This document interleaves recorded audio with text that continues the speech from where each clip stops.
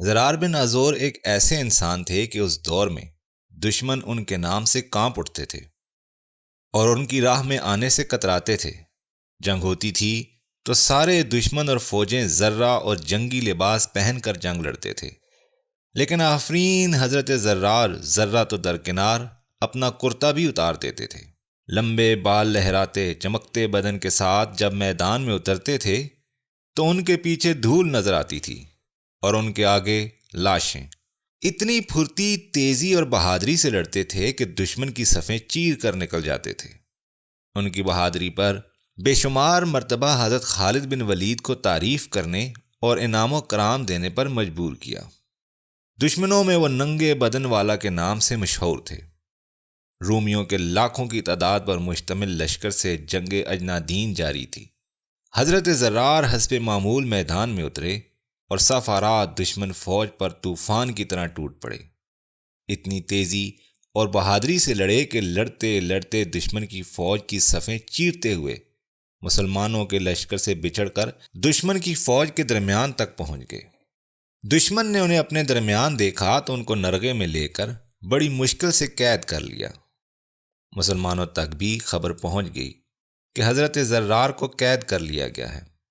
حضرت خالد بن ولید نے اپنی فوج کے بہادر نوجوانوں کا دستہ تیار کیا اور حضرت زرار کو آزاد کروانے کے لیے ہدایات وغیرہ دینے لگے۔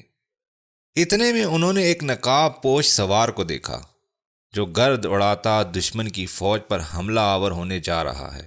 اس سوار نے اتنی تندخوئی اور غضب ناکی سے حملہ کیا کہ اس کے سامنے سے دشمن پیچھے ہٹنے پر مجبور ہو گیا۔ حضرت خالد اس کے وار دیکھ کر اور شجاعت دیکھ کر اش اش کر اٹھے اور ساتھیوں سے پوچھا کہ یہ سوار کون ہے، لیکن سب نے لا علمی ظاہر کی کہ وہ نہیں جانتے۔ حضرت خالد نے جوانوں کو سوار کی مدد کرنے کو کہا اور خود بھی مدد کرنے اس کی جانب لپکے۔ گھمسان کی جنگ جاری تھی۔ کبھی حضرت خالد بن ولید سوار کو نرغے سے نکلنے میں مدد کرتے اور کبھی وہ سوار حضرت خالد کی مدد کرتا۔ حضرت خالد اس سوار کی بہادری سے متاثر ہو کر اس کے پاس گئے اور پوچھا، کون ہو تم؟ اس سوار نے بجائے جواب دینے کے اپنا رخ موڑا اور دشمنوں پر جارحانہ حملے اور وار کرنے لگا۔ موقع ملنے پر دوسری بار حضرت خالد نے پوچھا، اے سوار تو کون ہے؟ اس سوار نے پھر جواب دینے کی بجائے رخ بدل کر دشمن پر حملہ آور ہوا۔ تیسری بار حضرت خالد نے اس سوار سے اللہ کا واسطہ دے کر پوچھا کہ اے بہادر تو کون ہے؟ تو نقاب کے پیچھے سے نسوانی آواز آئی کہ میں زرار کی بہن خولہ بنت ازور ہوں اور اس وقت تک چین سے نہیں بیٹھوں گی جب تک اپنے بھائی کو آزاد نہیں کروا لیتی۔ حضرت خالد نے کہا، پہلے کیوں نہیں بتایا؟ تو کہنے لگی، آپ نے منع کر دینا تھا۔ حضرت خالد نے کہا، آپ کو آنے کی کیا ضرورت تھی؟ ہم تھے آزاد کروانے کے لیے۔ تو حضرت خولہ نے جواب دیا کہ جب بھائیوں پر مصیبت آتی ہے تو بہنیں ہی آگے آیا کرتی ہیں۔ پھر مسلمانوں اور حضرت خولہ نے مل کر حضرت زرار کو آزاد کروا کر دم لیا۔ حالانکہ خولہ بنت ازور کی اپنی شخصیت بھی کچھ کم باکمال نہ تھی، لیکن زرار بن ازور کی بہن ہونے کی وجہ سے بھی مزید شہرت ملی۔ زرار بن ازور کا ذکر ملک شام کی فتوحات میں نمایاں طور پر ملتا ہے۔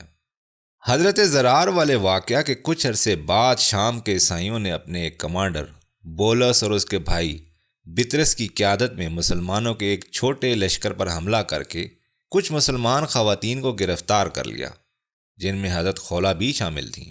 گرفتار شدہ عورتیں قبائل عرب سے مقابلہ کرنے کی خوگر اور عادی تھیں۔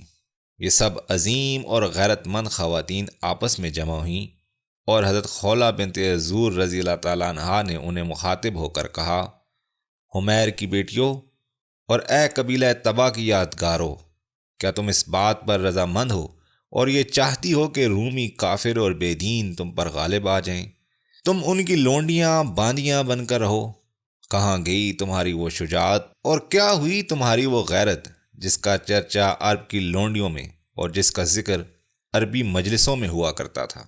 افسوس، میں تمہیں غیرت و حمیت سے خالی اور شجاعت و برات سے دور دیکھ رہی ہوں۔ میرے نزدیک اس آنے والی مصیبت سے تمہارا قتل ہو جانا بہتر اور رومیوں کی خدمت کرنے سے مر جانا افضل ہے۔ یہ سن کر افیرہ بنت عفار حمیریہ نے کہا، اے بنت عذور، تم نے ہماری شجاعت و برات، عقل و دانائی، بزرگی اور مرتبہ کے متعلق جو کچھ بیان کیا وہ واقعی سچ ہے، اور یہ بھی صحیح ہے کہ ہمیں گھوڑے کی سواری کی عادت ہے، اور دشمن کا رات کے وقت بھی کافیہ تنگ کر دینا آتا ہے۔ مگر یہ تو بتلائیے کہ جو شخص نہ گھوڑا رکھتا ہو نہ نیزہ، اس کے پاس کوئی ہتھیار ہو نہ تلوار، ایسا شخص کیا کر سکتا ہے؟ آپ کو معلوم ہے کہ ہمیں دشمن نے اچانک گرفتار کر لیا، ہمارے پاس اس وقت کوئی سامان نہیں، ہم بکریوں کی طرح ادھر ادھر بھٹکتے پھر رہے ہیں۔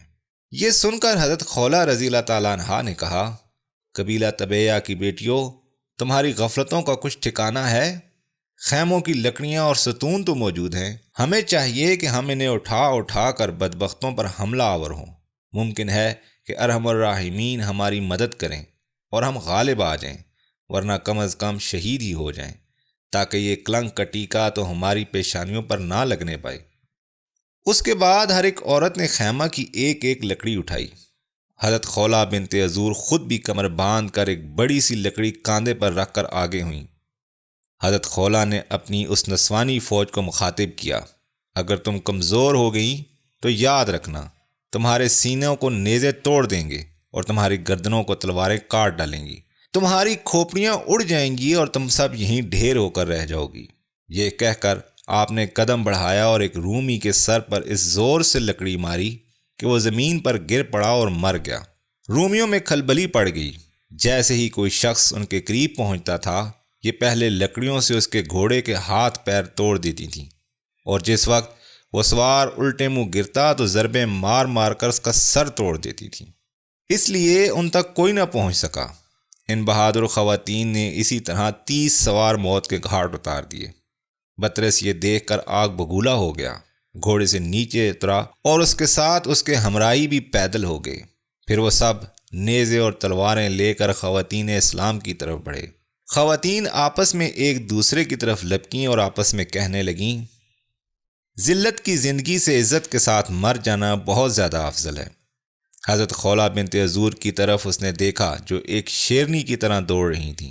بطرس یہ سن کر غصے میں بھر گیا اور ساتھیوں سے کہنے لگا کہ تمام ملک شام اور گروہ عرب میں اس سے زیادہ اور کیا شرم کی بات ہوگی کہ عورتیں تم پر غالب آ جائیں۔ یسوع مسیح اور بادشاہ ہرقل کے خوف سے ڈرو اور انہیں قتل کر دو۔